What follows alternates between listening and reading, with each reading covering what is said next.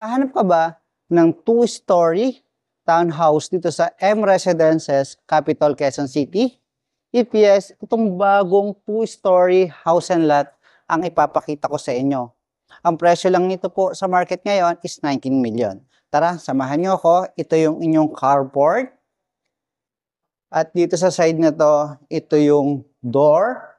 Pagpasok mo dito, naka-open concept floor plan po ito. Ito yung living area, dining, at naka-L-type kitchen siya. At upper cabinet, provision mo for rent food. Ito yung solid white surface mo. Tapos naka-double sink. At meron ka dito ang cabinet at drawer. Next natin, dito yung utility area o service area po dito sa side na to. At dito yung maid's room.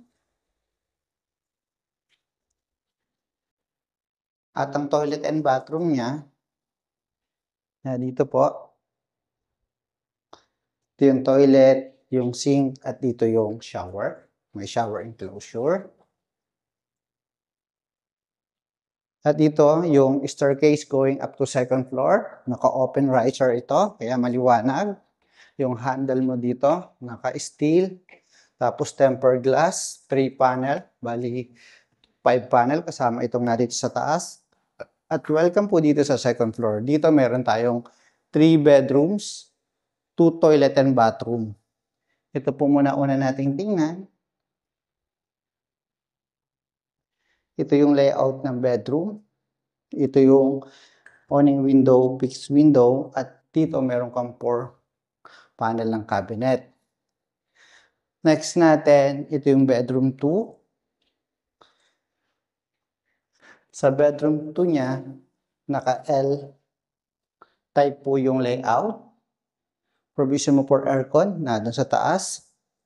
At next natin, ito yung toilet and bathroom. Ito yung shower, yung toilet, at yung sink. Ngayon, nakita na natin yung first bedroom, yung second bedroom dito sa second level. Ito naman po yung inyong master bedroom.